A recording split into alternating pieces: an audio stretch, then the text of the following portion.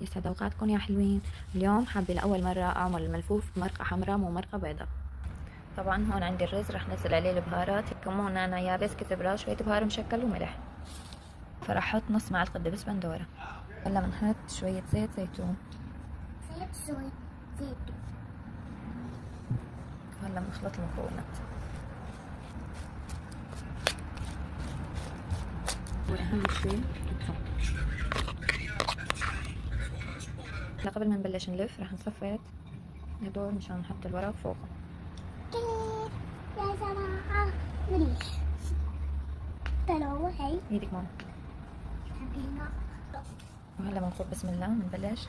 لا أنا وقفكم بديت أعيد من بحبك.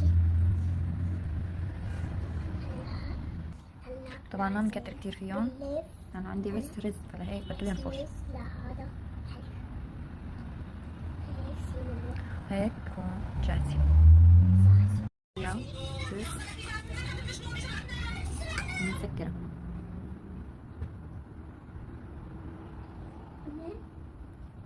نعم يا ماما.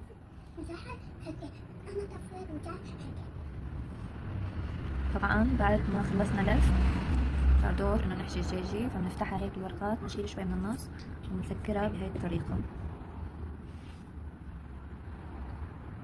هيك بكون طبختنا جاهزة، بنصفهم بالطنجرة.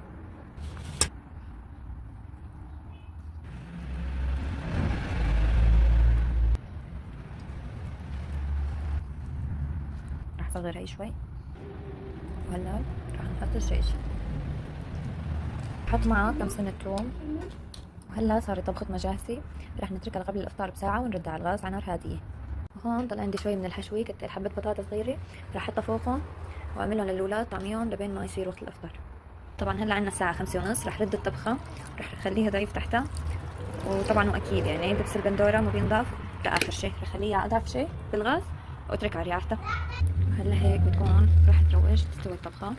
فأنا هون حضرت معلقتين دبس بندورة وشوية مي، رح اخلطهم منيح مشان دبس البندورة ما يضل مكتر، فضيهم فوقهم.